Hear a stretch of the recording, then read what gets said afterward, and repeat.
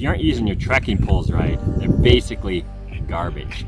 So what we want to do with them is traditionally people reach in through the top on the loops and they grip them kind of like a club, which is fine. Only problem is if you go and you fall, what ends up happening, it's easy to dislocate your thumb, either that or do something where you're stretching tendons or whatever, because you go like that and you land on top of the trekking pole. You don't want to do that.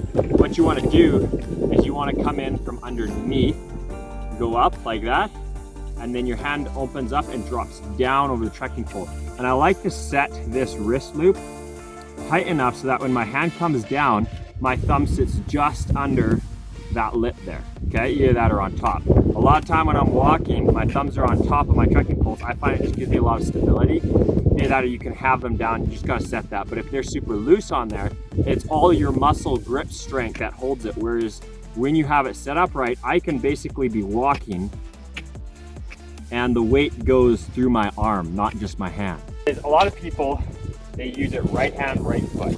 So they're kind of going like this, this, and this. What you want to be doing is going more of the diagonal, where you move this pole, that foot, right pole, left foot, and that's how you walk. So if I'm walking up a hill, I'm going diagonals, diagonals, like this. And that way you can keep your balance when you're moving, and plus you can use a lot more forward propulsion. So when you're going downhill, how I like to do it is you put my thumbs on top, kind of thing like this, and go wide and low.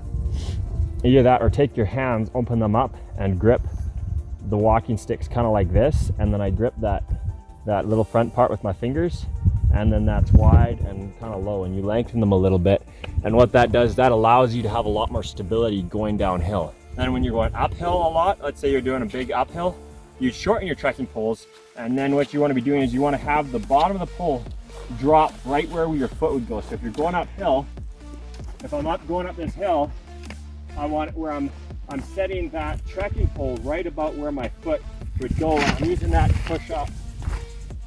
And if the trekking poles are too long, what ends up happening is you're reaching up and using a lot of extra calories. You're not going to have the same endurance.